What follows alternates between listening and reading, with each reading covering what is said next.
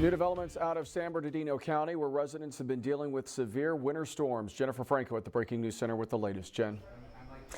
Yeah, Peter, we actually have some live images from Big Bear right now, which you can see blanketed with snow, 6 feet in fact, because of these blizzard conditions that dumped all of the snow here. And in other mountain communities, San Bernardino County has declared a local emergency tonight.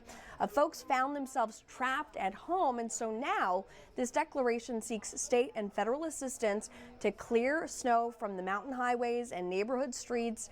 And the county and the American Red Cross have also set up a shelter for mountain residents who can't get home.